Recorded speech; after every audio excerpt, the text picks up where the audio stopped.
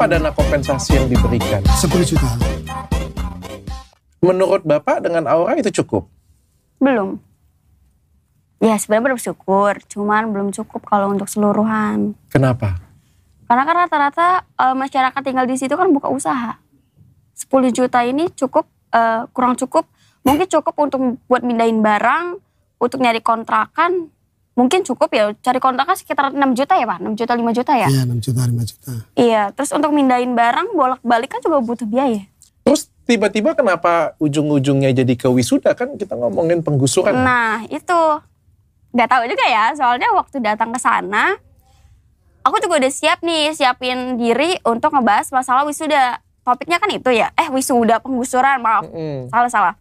Nah, udah siap nih buat bahas topik penggusuran.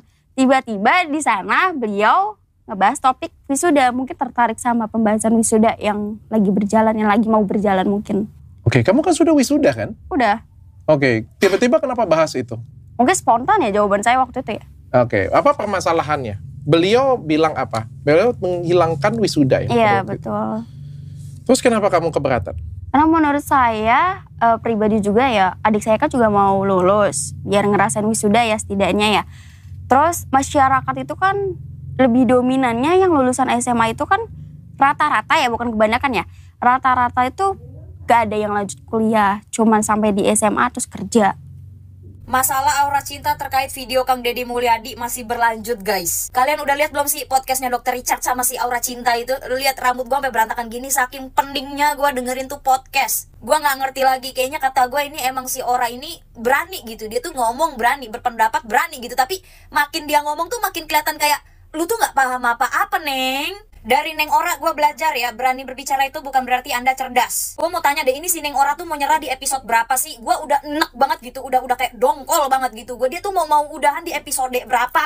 Kata gue Neng Oranya nggak salah. Yang salah itu acara-acara yang undang dia, malah makin blunder. Gue ngontenin dia juga salah, gue juga salah gara-gara ngontenin dia. Tapi gue udah gedek. Neng Ora ya, sekali lagi nih, Ane kasih tahu, Aye kasih tahu Neng, itu tanah bukan tanah milik lu, bukan tanah milik orang tua lu. Bukan tanah milik mertua lu, itu tanah milik negara, Neng, negara. Public speakingnya dia udah bagus banget itu di podcastnya Dr. Richard. Sama seperti public speaking dia waktu bertemu langsung dengan Kang Deddy Mulyadi. Public speakingnya bagus, kalimatnya bagus, penataan bahasanya bagus. Ya, sekarang attitude-nya juga udah lebih mending gitu ya. Mimik wajahnya juga udah lebih kalem gitu, lebih sopan gitu ya. Tapi isinya kosong, tetep aja, Neng. Di podcast tersebut ada ya Dr. Richard itu nanya, kamu gak mikir gitu? Terus si Ora jawab gini, enggak. Ya elah kata gua, lu simpulin sendiri deh ya. Dia berbicara lantang, berani, bebas gitu ya. Gue tahu bebas berpendapat gitu ya, sampai belibet kan ini gue ngomong. Tapi lu aja nggak pakai mikir, pola pikirnya kurang. Gimana atuh Neng? Udah gitu di podcast itu si Neng Ora minta kompensasi. Kompensasinya dalam bentuk apa? Ditanya sama Dr. Richard. Ya kompensasi dalam bentuk bangunan gitu. Paling nggak ada bangunan untuk memindahkan barang.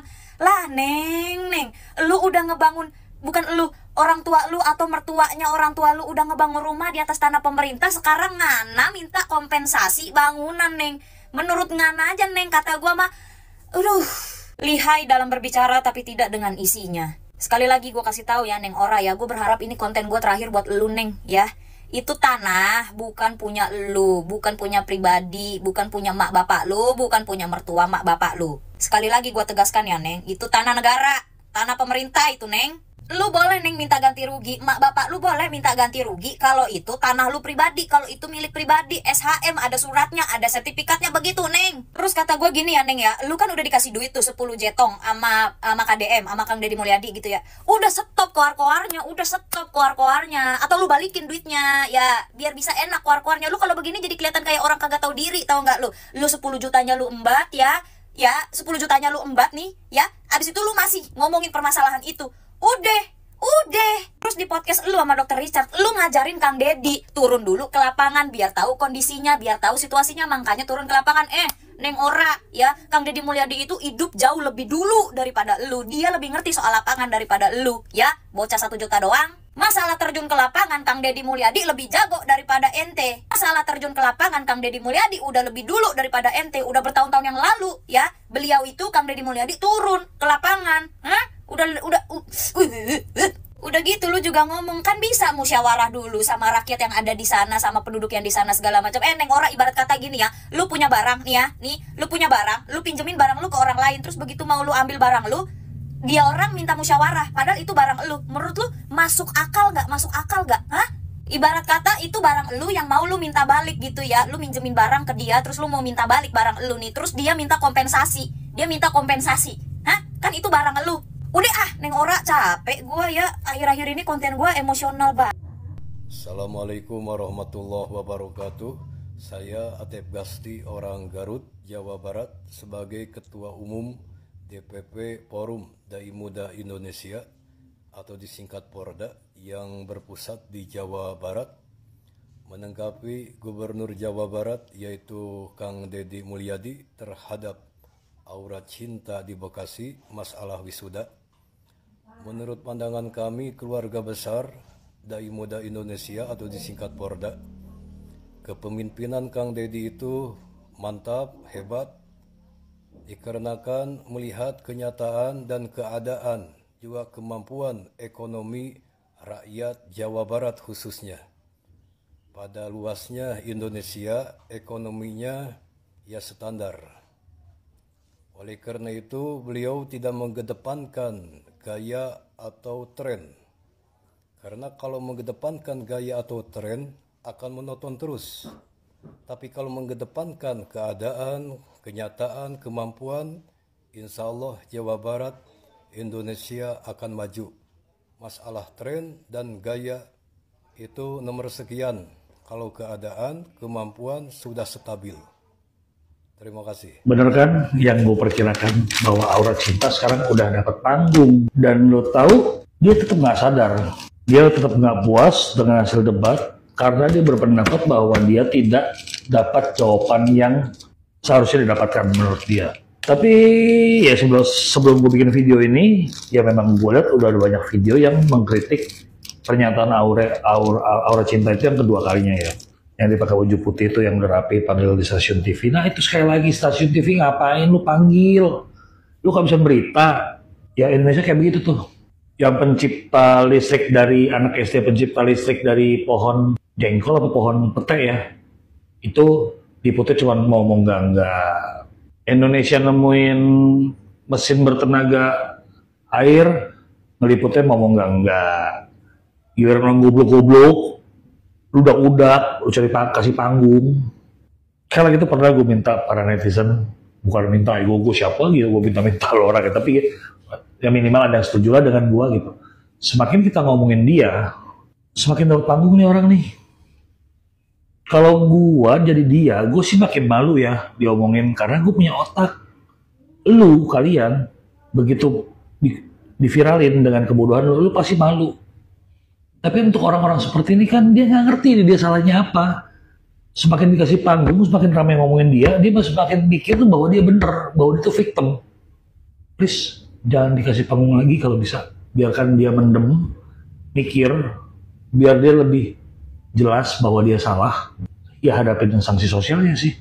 Karena ya lu nggak, ya memang itu jahat, kesannya ngebully segala macam. Tapi ya inilah Indonesia. Nah, yang tidak setuju dengan penghapusan perpisahan sekolah, padahal dia dan keluarganya masih miskin dan tinggal di bantaran kali, dan rumah itu digusur sehingga mereka harus ngontrak. Tapi gadis remaja itu dan ibunya tetap kekeh sama penolakan kebijakan penghapusan perpisahan. Akhirnya banyak kata-kata KDM yang keluar dari mulutnya yang sangat menampar gadis remaja itu dan ibunya. Di antara kata-kata KDM yang paling menampar adalah, Anda miskin, jangan sok kaya. Gimana menurut teman-teman? Silakan komen. Sempat casting bareng, sosok ini sebut aura cinta sombong, gadis pengkritik Deddy Mulyadi. Sosok aura cinta remaja yang mendadak viral setelah menyampaikan kritik tajam kepada politisi sekaligus mantan Bupati Purwakarta Deddy Mulyadi kini tengah menjadi sorotan publik. Tak hanya kritiknya yang menjadi pembicaraan, tetapi juga jejak digital dan latar belakang aura yang kini mulai terungkap ke permukaan. Netizen mulai menelusuri berbagai unggahan lama tentang aura, termasuk penampilannya di sejumlah sinetron, FTV, hingga pemotretan sebagai model. Rupanya Aura bukan sosok baru di hadapan kamera. Sejak beberapa tahun lalu, ia sudah aktif berkecimpung di dunia hiburan tanah air. Informasi ini pertama kali kembali mencuat dari unggahan akun media sosial @alfiwachid yang memperlihatkan cuplikan lawas keterlibatan Aura di dunia entertainment. Salah satu yang menarik perhatian adalah video ketika Aura tampil satu panggung bersama Indra Bekti, presenter kawakan yang dikenal luas oleh publik Indonesia. Dalam video tersebut, Indra Bekti terlihat mengenakan kaos oranye dan blazer hitam dengan gaya rambut dicat abu-abu. Sementara Aura tampil trendy dan percaya diri saat menghampirinya. Momen itu pun langsung mengundang nostalgia dan rasa penasaran netizen. Meskipun waktu dan konteks kerjasama mereka tak diketahui secara pasti, interaksi hangat antara keduanya menggambarkan bahwa Aura sempat menjadi bagian dari industri hiburan yang cukup besar. Banyak netizen pun mendoakan kesuksesan Aura di masa depan, meski kini ia sedang menjadi sorotan karena kritiknya terhadap Deddy Mulyadi. Semoga Aura Cinta ke depan makin sukses, sekolahnya bisa tinggi, bisa jadi orang sukses dan baik, tulis salah satu netizen. Namun seperti yang sering terjadi di jagat media sosial, tidak semua komentar bernada dukungan. Banyak pula pihak yang menilai kemunculan Aura Cinta sebagai bentuk pencarian panggung semata. Bahkan beberapa netizen menyindir bahwa di negara Konoha istilah sarkastik yang biasa dipakai warganet orang bermasalah justru sering mendapat sorotan. Heran orang bermasalah di negara Konoha kok selalu dikasih panggung, sahut salah satu netizen. Tak hanya itu, komentar yang menyerang pribadi Aura juga muncul. Seorang warganet mengklaim pernah mengikuti sesi casting bersama Aura dan menyebut bahwa sikapnya terkesan angkuh. Kisah Aura Cinta yang bermula dari kritik politik kini melebar menjadi drama media sosial, tempat di mana masa lalu dan perilaku pribadi mudah dikuliti dan dijadikan bahan penilaian publik. Dalam waktu singkat, remaja ini telah berubah dari pengkritik menjadi figur publik yang disorot dari berbagai sisi, penampilan, latar belakang, dan kepribadian. Belum ada tanggapan resmi dari Aura Cinta sendiri terkait kemunculan jejak digital dan berbagai opini yang menyerangnya secara pribadi. Namun satu hal yang jelas, sorotan terhadapnya tampaknya masih akan terus berlanjut.